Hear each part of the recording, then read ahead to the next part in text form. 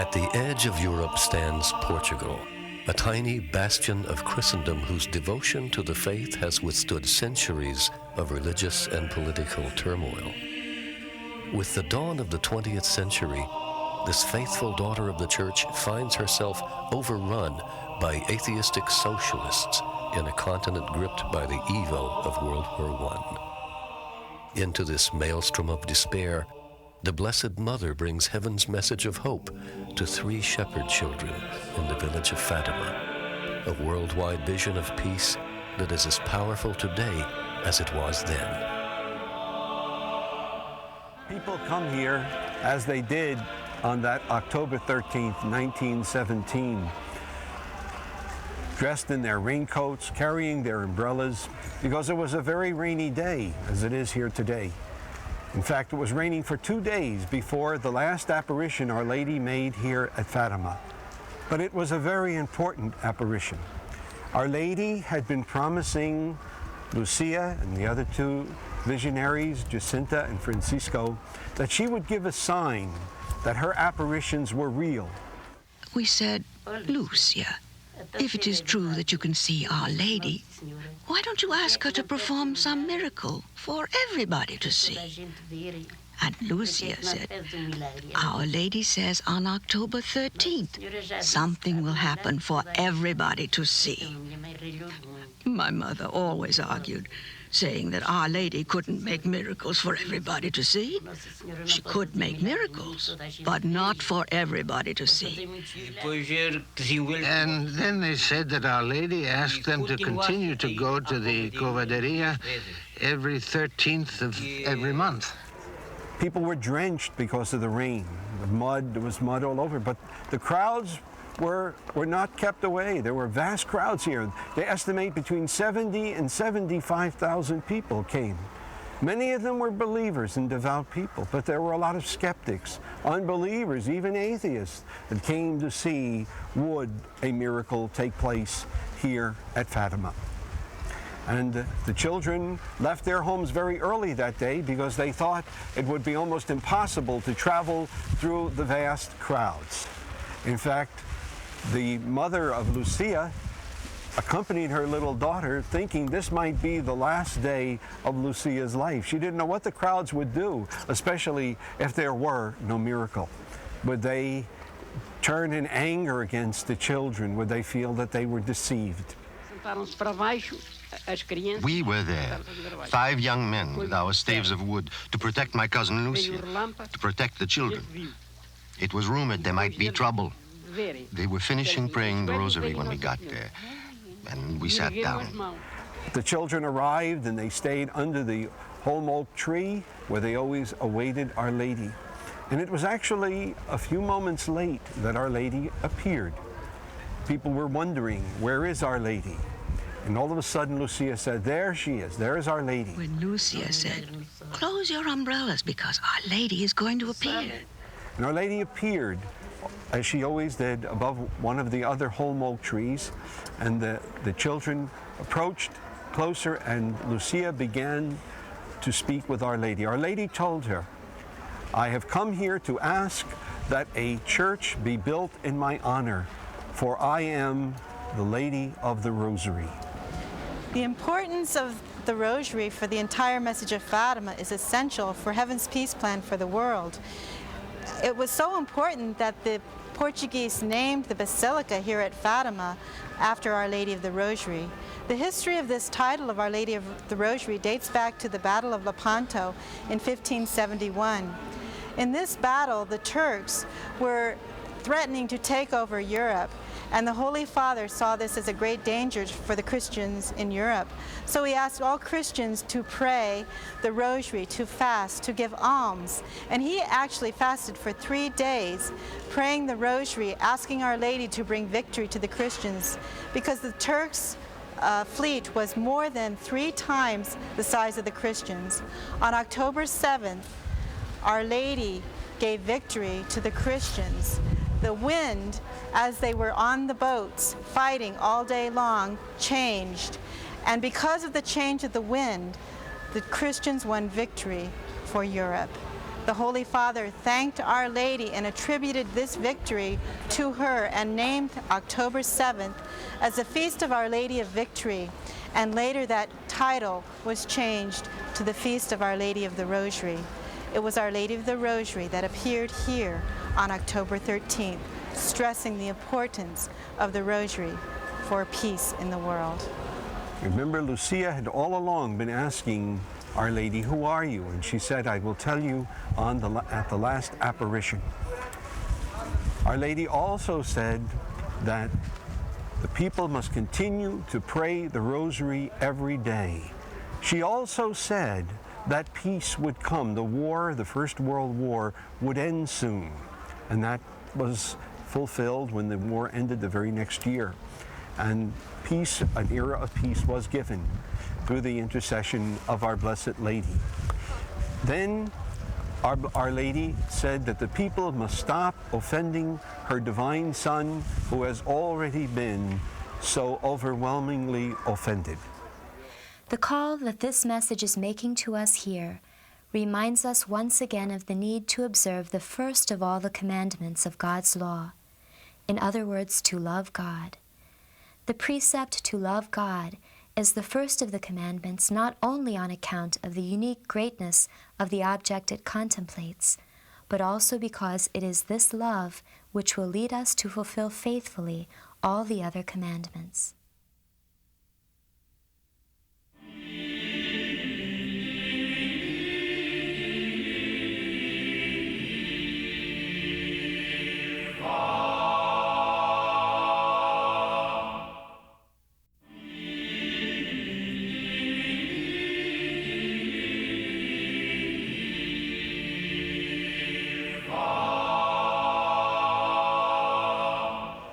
Finally, Lucia asked about the miracle.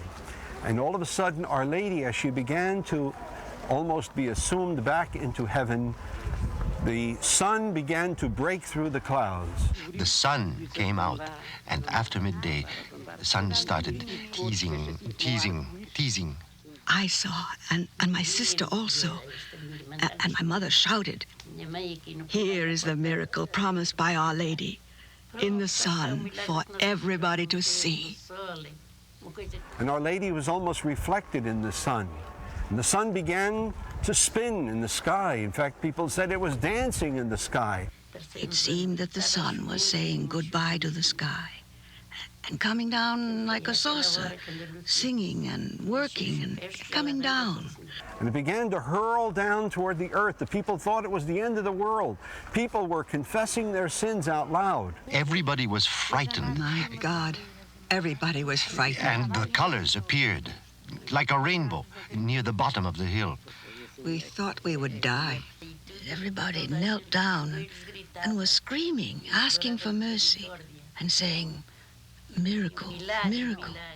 People thought that this was God's way of destroying the world, that the end had come. And all of a sudden, when the sun seemed to be ready to hit the earth and inflame it, all of a sudden the sun began to recede and went back to its normal place. And stopped only when it almost reached the ground. But thanks God, nobody died. The people were moved deeply. Even many atheists began to believe. They had seen something they could not deny. Then my mother believed. Everybody was amazed. And so the great miracle that Our Lady had promised took place there, the miracle of the sun. I've talked to people who were eyewitnesses or new eyewitnesses of this miracle, and they said that the sun could be seen so clearly by everyone, moving about from one end of the sky to the other. It was seen from one side almost of Fatima to the other. The miracle of the sun, by the way, was witnessed by people as much as 50 miles away from Fatima. When the sun began to dance in the sky, you know, the people were all were dried from the warmth of the sun, although they had, as I mentioned, been soaked from the rain that had been coming down for 2 days. A great, great miracle was given, and Our Lady would, through that miracle, verify her message for peace in the world by the conversion of hearts, by prayer and sacrifice, by the daily recitation of the Rosary. So Our Lady of the Rosary had come to bring a message of peace, a plan for peace from heaven. The apparition of October the 13th, 1917 did not end with the miracle of the sun, awesome as it was. There were 3 appearances that occurred right after that. The first, in that first apparition, was seen Saint Joseph holding the Christ child, and both the Christ child and Saint Joseph were blessing the world. Saint Joseph, by the way, was the only other saint seen in the apparitions at Fatima. The second apparition that occurred was the vision of Our Blessed Lady as Our Lady of Sorrows. And Jesus was with her. He was now a grown man. He was the man of sorrows, but he was also the image of the perfect Christian. And finally, there was in the third apparition, there was the vision of Our Lady as Our Lady of Mount Carmel. These visions, these 3 rapid visions that occurred, represent to us the joyful, sorrowful, and glorious mysteries. Our Lady had just proclaimed herself the Lady of the Rosary. St. Joseph with the Christ child and with Our Lady still there, and in the vision as the children saw her, represented the Holy Family and reminded us of the importance of family life. Faith begins in the family, and that's why the family should be the setting of the religious as well as the natural education and maturing of every child. Parents see in the examples of Mary and Joseph the examples of good Christian parents, and children see in the Christ child an example of obedience and honor to their parents, because though Jesus was the Son of God, he honored and obeyed Mary and Joseph. In the message of Fatima, God calls on us to turn our eyes to the Holy Family of Nazareth, into which he chose to be born, and to grow in grace and stature, in order to present to us a model to imitate, as our footsteps tread the path of our pilgrimage to heaven. Through the message of Fatima, Our Lady has taught us to wear the brown scapular and to pray the Rosary daily. And now our family does pray the Rosary together as a family. And we also approach Mass differently. We used to think of Mass as an obligation, and now we look forward to going to Mass and receiving Holy Communion. And in fact, we try to go to Mass daily if possible. And it's brought more spirituality to our family. It's brought more joy to our family. It has eliminated strife from our family. We get along much better. We enjoy each other's company. Then there was the apparition of Our Lady as Our Lady of Sorrows, reminding us of the importance of accepting the cross in life. Although Our Lady was sinless, she also had her cross, and she bore it with faithfulness, and joining her sufferings to the sufferings of her Son, helped in a most important way to redeem the world. And we are called to share in that mission of co-redemption with Christ by bearing the cross that we have been given every day. Jesus said, if you're to be my disciple, take up your cross every day and follow me. And finally, when Our Lady appeared as Our Lady of Mount Carmel, it represented, in a sense, her glory. Remember the great promise that was given to those who wear the scapular of Our Lady of Mount Carmel.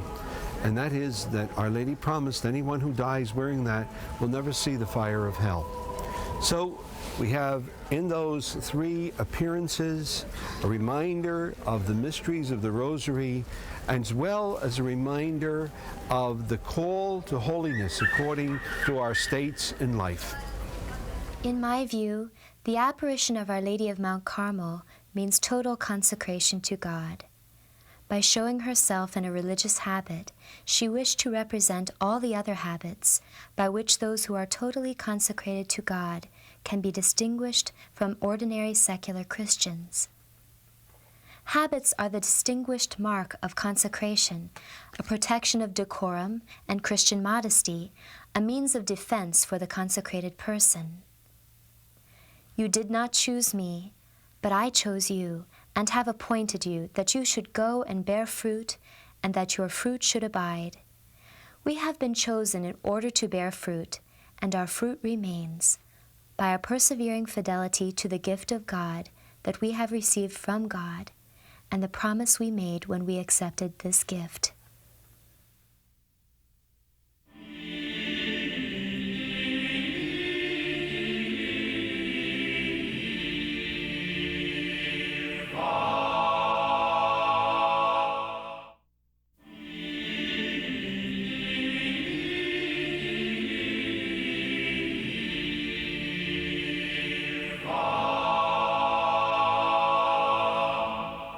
Fatima has really given me a rekindled sense of devotion to Our Lady. I grew up praying the Rosary and seeing my mom and dad pray the Rosary.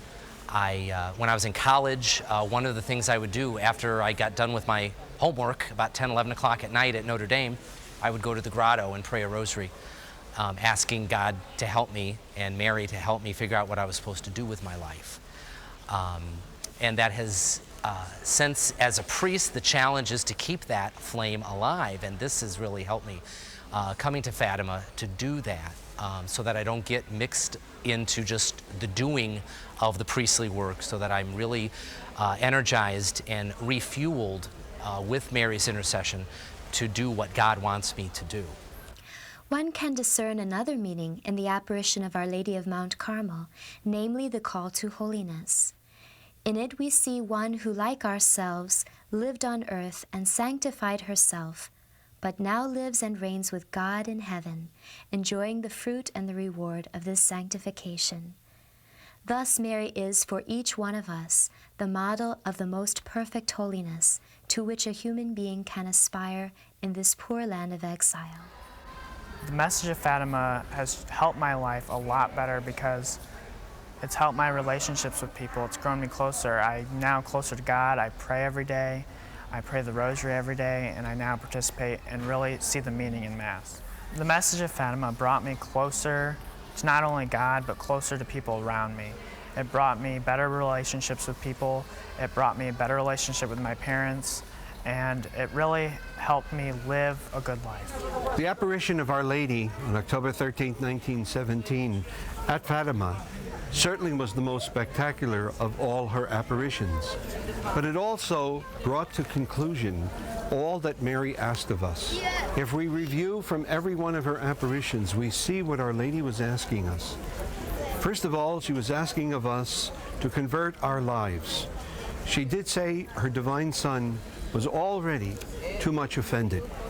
In fact, in this apparition, when Lucia had asked Our Lady if some of the sick would be healed, Our Lady said some of them would, but others would not, because they first had to change their sinful lives, and then they could receive this grace from God. So we have to convert our lives by living good Christian lives. Secondly, Our Lady called us to a life of prayer. Especially, she had asked for the Rosary. That was something she asked for in every one of her apparitions. Thirdly, Our Lady asked that we make of everything a kind of sacrifice, a kind of offering to God of all the things that we do throughout the day, so that everything we could offer to God as a little gift of love, in that sense being a sacrifice. But Our Lady also asked that we bear our crosses patiently. These are very pleasing to Almighty God, because in sharing the cross, we share Jesus' cross, and we unite our crosses with His, and they become part of that reparation and redemption she spoke about. We also are reminded that we must pray the angel prayers, the pardon prayer. My God, I believe, I adore, I hope, and I love you, and I beg pardon for those who do not believe, do not adore, do not hope, and do not love you. We're also reminded to pray the Eucharistic prayer that Our Lady, that the angel taught the children before the apparitions of Our Lady. And finally, we are reminded that by our Blessed Lady that we should wear her scapular. The last appearance of Our Lady there was Our Lady as Our Lady of Mount Carmel. reminding each of us to wear the scapular that is a very special sign of dedication and consecration to her. If we do all of these things, we will hasten the triumph of the Immaculate Heart of Mary. We will work for the conversion and salvation of souls, and we will usher in that desired era of peace Our Lady promised right here at Fatima in 1917. May the Lord give you his peace.